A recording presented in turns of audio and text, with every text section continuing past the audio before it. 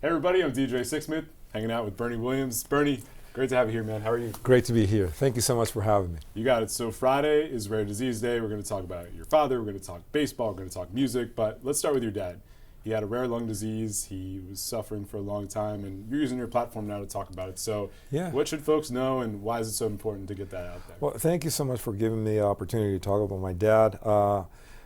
He passed away from idiopathic pulmonary fibrosis, which is one of the most common forms of interstitial lung disease.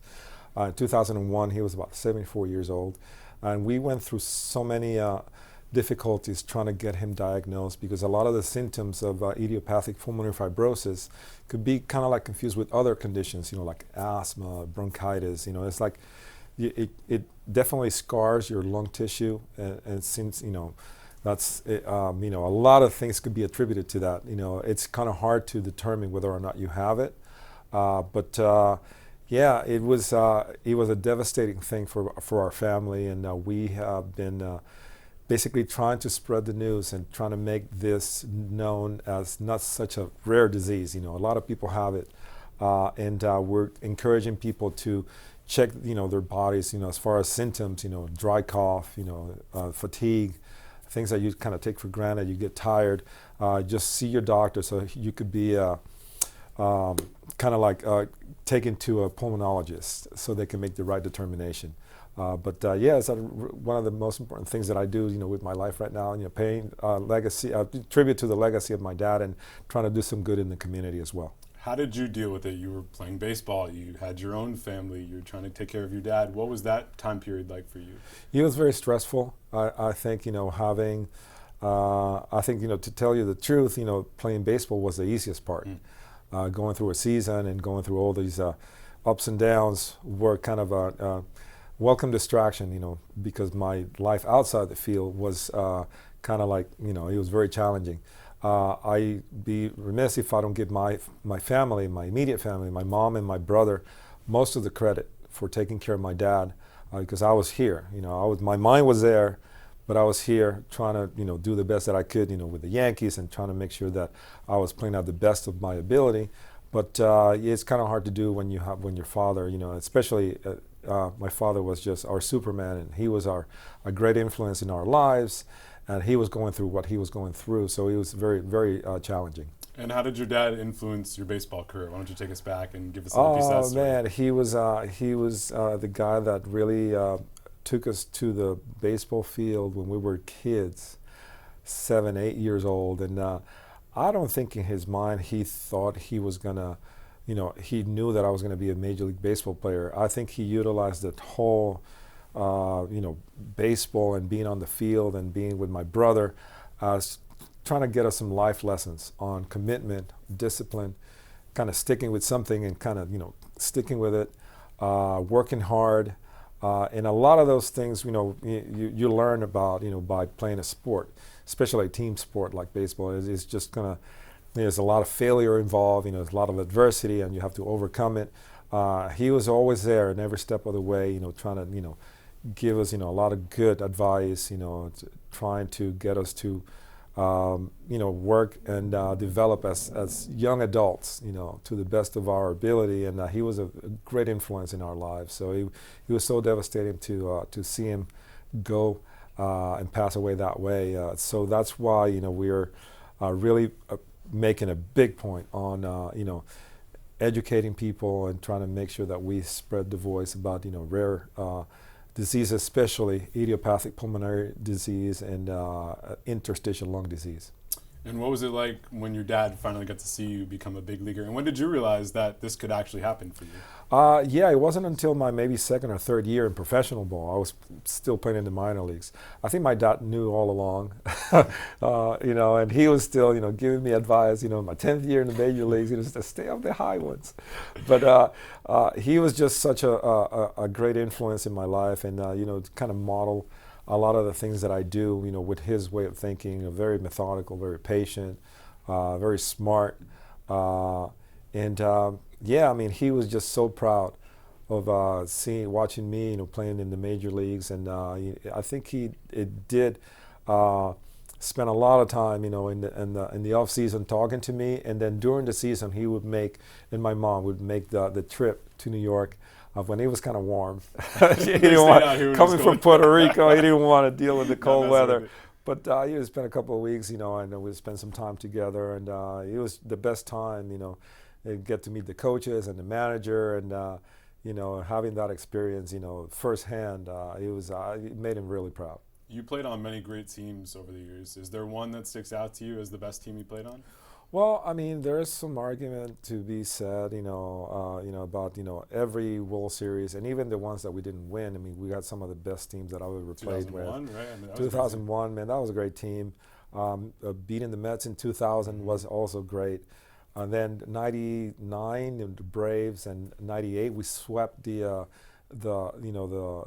Padres at San Diego, and arguably one of the best teams. It is in the conversation of some of the best teams that played.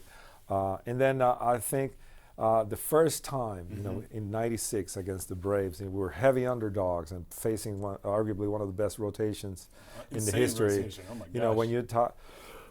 Excuse me, when you talk about Smoltz and Glavine and Avery and Waller's closing, I mean, Andrew Jones, his first year, it was like it was a really great team, to play against, and we're so glad that we came out on top. I remember Joe Torre talking to Mr. Steinbrenner, after we lost the first game, and saying, "Yeah, we'll probably lose the second game too because we're flat, we're a little cold, but we're going to go down and Atlanta and bring it back here, and we're going to finish the job here," and that's what we did, and very proud of that whole tenure. It was some of the best times in our lives. I think we can clearly call it a dynasty. I think there's other teams like the Chiefs or the Warriors that are trying to do it as well. It's really hard to do, as you know. Yeah. What are the parts we don't talk about enough in terms of sustaining greatness over a long period of time? I think it's a symbiotic relationship between the coaching staff, the players that get to stay, and the front office, spending money, trying to keep us together in a cohesive group. Once a lot of us, become free agents, we start getting into this, what will be the best situation for us, for the rest of our tenure to, one, be in a successful organization, and two, having the opportunity to secure yourself financially for the years to come. I mean, in the grand scheme of things, you play for a short amount of time, and you have to maximize that earning potential because of what comes after, and you have to be able to make the right decisions. And I think having an organization that was committed to keep us there and keep the core of the team, talk about Mariano and Derek Jeter and Jorge Posada and Paul O'Neill, Tino, and Andy Pettit, and all those guys, once they became free agents, the team, made, what they needed to, did what they needed to do to keep us together. And I think that was a great part, a great reason for our success. Let's talk about the Yanks today. There is a new beard policy. You got a little scruff yourself now. What are your thoughts? 6 o'clock shadow. How do you feel about this? How shocked were you when you heard the news? Well, to be quite honest, I got mixed emotions about it, because I think, having that no hair, facial hair policy, it kind of sets us apart, as a team, as an organization. When the whole baseball community, people used to say that was one of the things that they liked about the Yankees, that they kept that sort of clean-cut image, and it was one of the things that kind of like sort of gave us a little bit of identity. I think from the top down, Mr. Steinbrenner really put a lot of emphasis on us representing ourselves and the team and the organization in the best way possible. And I think the facial hair, the lack of it, was part of that sort of bonding, from the rookie to the highest paid player. We all had to succumb to the same rule. So it was in a way kind of a democratic kind of way of kind of keeping us together and not feel like everybody was above, like somebody was above, the rest of the team. Now I guess we have to make changes, to sort of keep up with the rest of the world. Even though baseball is a game that is sort of so, trenched in tradition. But as long as I guess you do it in a tasteful way, and you don't really feel like you're kind of like, making a lot of sudden really bold changes, I think people would, get just used to it. And, I think, it has to happen at some point, but they should just need to do it in a tasteful way. So the Beards are going to be there this year, and there's also sky-high expectations. The Yankees make it to the World Series last year. Doesn't go the way that they wanted it to against the Dodgers. What are the keys in terms of getting over the top in 2025? I think, obviously losing Soto was a big part of that effort. I think that what they have done is to try to get more of the sum of the parts, with the money that they saved by not signing Soto. $765 million is a lot of money. Yeah, they're getting a lot of good, solid players that are going to contribute in their own way. And I think, going back to my tenure, in my years, there was not really a player that you would say, okay, we need to stop this guy, and if we stop that guy, we have the team. I think we had a great group of guys and a great lineup from top to bottom, a great bullpen, and arguably the best closer in the history of the game, and that was a winning formula. And my point was that it wasn't really we can't stop. If we don't stop Derek, we're going to be in trouble. I think everybody from top to bottom was very solid. Between 75 and 85, 90 RBIs, 15, 25 home runs, all across the board.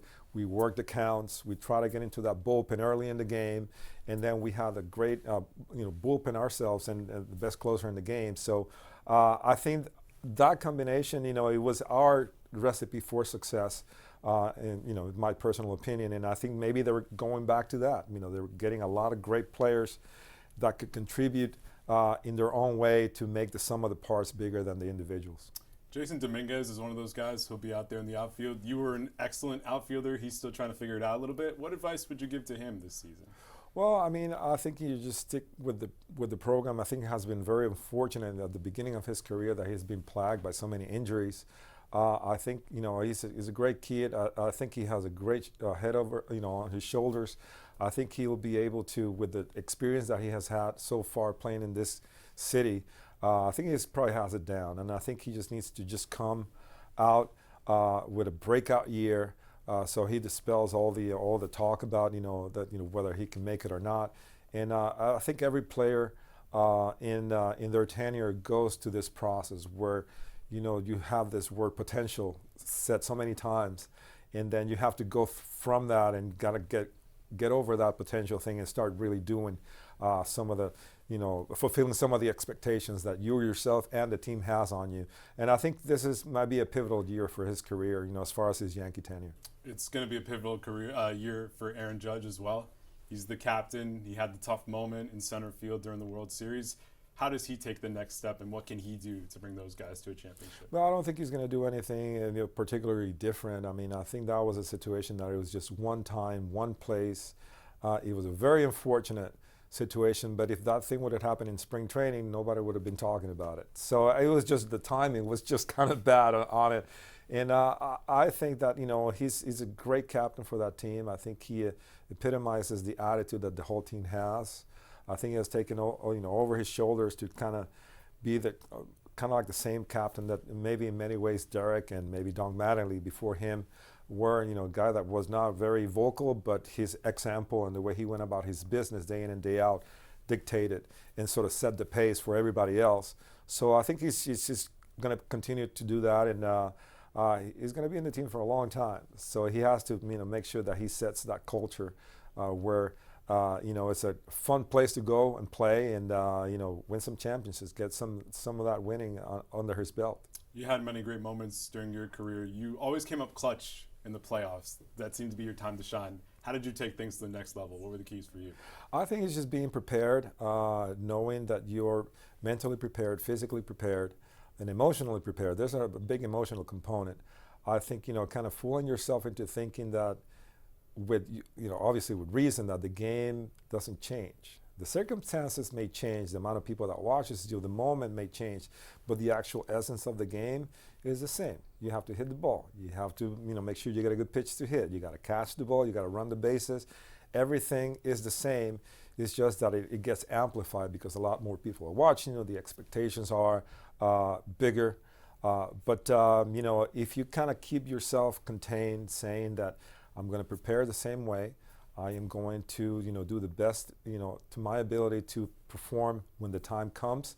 And I think making sure that you really feel yourself that you want to be the guy in that situation, wanting the situation and really welcoming it into your way of thinking, it goes a long way because you were prepared, you're ready to go, and you're excited to be part of that, as opposed to being shy and wait. I hope the ball doesn't get hit to me. I thought, I hope that's a recipe for disaster. So I think, if the team has a collective attitude, thinking that they want to be the one individually that want to be in that moment and shine, I think it'll go a long way, in the success of the team. You mentioned Juan Soto before. There's some 2000 vibes here with the Mets and Yankees now. Are you buying the Mets this year? Can it become a Mets town with Soto, or is it always going to be a Yankees town? I don't know. I mean, I think they have a lot of work to do. Traditionally, we've always been the team. I'm talking about the Yankees. Always been the team that everybody kind of watches, especially with the influence of Mr. Steinbrenner and what he did for the franchise. And his attitude about getting the best players that he could get and assigning the ones that he could get and trying to get the ones that stayed here to stay is a culture that has been very hard to replicate. Although I hear, the Mets have an owner now that he's willing to do a lot. To spend some money, right? Yeah, he's willing to do a lot to get into that same sort of attitude. And I think the fans are excited, and I think the players know that they have great expectations, but I think they're gonna have every resource possible to make the ultimate happen. So I think it might be maybe the beginning of a new era in this rivalry that makes the game so great in this city. It's a baseball city, at heart, in my opinion, and I think it's going to be some great games to play. I want to talk music with you because you had that piece in your life post-baseball, and you've jammed with Springsteen before. You're going to be in Asbury Park on opening day, so what can folks expect at Stone Pony? Oh, yeah, I mean, I'm going to be so excited. I mean, I'm going to have my band. We're going to have a vocalist, Mr. Dan Orlando. We're going to have a great band. We're going to play some of my original music. Music that is in an album that's called Moving Forwards, that Latin Grammy nominated a while ago. We're going to play some covers. We're going to put our own take and our own spin on these covers. And just to play in that iconic place, for Springsteen, I mean, everybody has played there. As a musician, is certainly a dream come true for me. And we're going to have to get it through, the fan base out there and try to make sure that we play out, to the best of our ability and give some great music out there to be entertaining. Well, Bernie, thank you so much. Thanks for talking about your dad, and I'm sure he'd be proud with everything you got going on. Thank you so much for having me and give me the opportunity to speak.